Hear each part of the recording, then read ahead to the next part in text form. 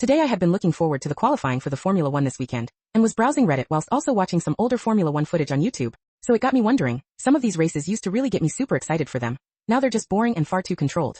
So I posed the question to /r/Formula 1 to ask their opinions also. Shortly after posting, it transpired that the way I had asked the question could be perceived as a little Hitlerish.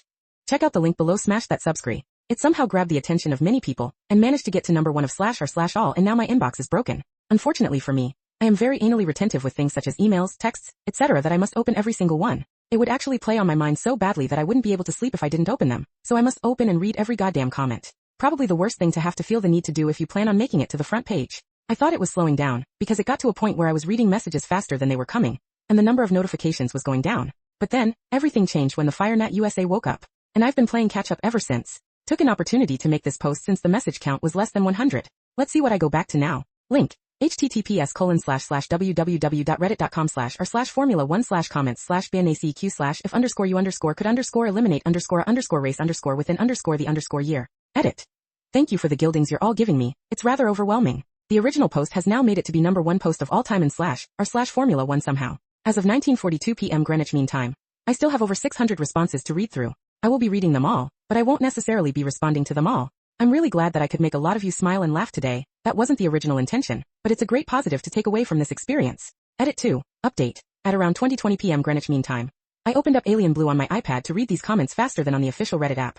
And when I started from there I had 934 unread messages. 20 minutes later, reading the messages and making some replies, I now have 976 unread messages. Straight face. Edit 3. Update. It's now 21:09 p.m. Greenwich Mean Time. I did have my inbox down to about 900 at one point, but now it's back up in the 4 digits. I am seriously sleep deprived right now. I have been awake since 1600 hours p.m. yesterday, being unable to sleep due to coughing fits. Finally they've subsided and I'm feeling really tired now, so I shall pick up reading and responding tomorrow. Good night to you all. Very bizarre experience today. I honestly didn't think this full post would blow up like my first post, but it seems to have done so much faster and on a much larger scale. Edit 4. Finally I'm able to read the comments and messages faster than they are coming in. Back down under 1,000 left to go now, and it's been a truly interesting experience. I didn't realize how quickly and openly people would comment something racist. I also didn't expect some of the truly deplorable messages I have received, but thankfully they have been in the minority. It's 6 a.m. Greenwich Mean Time here, so time to soldier on until the end of the inbox. Edit 5. Final edit. I'm now up to date with all my inbox now, 10:17 a.m. It's been great to see this happen, and I'm sorry to those who thought Reddit was accepting casual racism for a brief moment. TLDR, made a post asking a question, worded it wrong and now everyone thinks I'm a racist bastard. My son was born with a condition called Pectus Excavatum. In layman's terms, his chest is sunken in. His condition was so bad that he only had 2.5 inches between his sternum and his spine, and his heart and lungs were bruised because of it. In December, he had surgery to correct it, and they put 2 nickel bars in his chest to give it space and train his bones to grow correctly. About 3 weeks after his surgery, a kid punched him and dislodged the top bar, and he had to have another surgery to put the bar back in place. The kid has been through a lot. Well, the doctor cleared him for most activity last week, just no skateboarding or bike riding, but he could now lift his backpack and go hang out with friends and play pickup, non-contact sports. Unbeknownst to me, a kid in his class had been bullying him all semester, and because my son was afraid of getting hit again, he just took it. Well, the evening he was cleared he came to me and said, "Dad, I'm cleared now. A kid has been bullying me and hitting me for months. Can I kick his ass?" Well, my son isn't really a fighter. He's fought with his brothers but never anyone else, and he's always gotten his ass kicked. So I just figured he was just talking. But this is the first I had heard about the bullying and I was concerned. I could tell he was distressed about the situation, so I told him to knock the fucker out. He just nodded and went to his room. Now, his older brother is tough SOB. He had a traumatic brain injury 2 years ago and he missed a year of school, so he's in the same grade and coincidentally takes the same class. I talked to him about it and told him to handle it but don't get in trouble. He told me that the kid walks in every day and punches my son in the head. I asked him why he allowed that to happen and he said he wanted his brother to get tough, and once he was tired of getting hit, he would do something about it.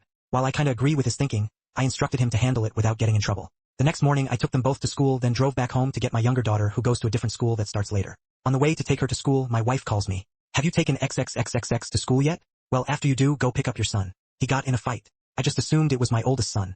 Imagine my surprise when I walked into the school office to see my younger son with a grin from ear to ear. He was beaming. He pointed to another kid sitting in a chair holding an ice pack on his face. I warned him. I was so proud. He had walked into class, sat down, and the kid popped him in the head like always. My older son got up to intervene, and before he could, my son decked the kid with 1 punch. He said the kid was bawling on the floor and that it was the best day of his life. He got suspended for 3 days. TLDR, I gave my son permission to beat up his bully because I didn't think he would, and he did it.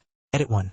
The kid who punched my son in the chest was one of his friends. It wasn't malicious, just 2 boys clowning around. He was horrified that he had hurt my son. The bully punched my son in the head every day. Once he found out my son couldn't do anything about it, he just kept on. My son wasn't the only one he bullied either.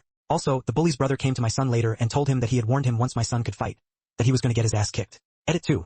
My son has some social anxiety, and since the fight he has made a lot of new friends. He used to hate going to school, but now he's disappointed that school is out for summer. Crazy. Edit 3. Thanks for the precious metals. And holy shit. Front page? I'll try to keep this short.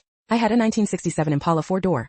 https://@imager.com/hlbpptf.jpg that I bought in February 2019. A couple months ago I bought my first house that had a 2.5 car garage. I moved the car in and started tearing it down for a complete restoration. I had the body in one bay and the chassis in another, plus the whole garage filled with parts. About 2 months ago my girlfriend came to live with me during this whole crisis and the whole time has hated that car. She wants to park in the garage, but I have 2 acres of land with a lot of nice places to park under shady trees or hell even in the barn if it has to be inside. I tell her tough luck, it's my house and it's not like I can just throw it back together real quick. Anyways, I was out of town for a couple days on a business trip for the small local company I work for. When I got back my girlfriend was all smiles, making me food all the time, doing all the chores, all that. I thought maybe she just was happy to have me home.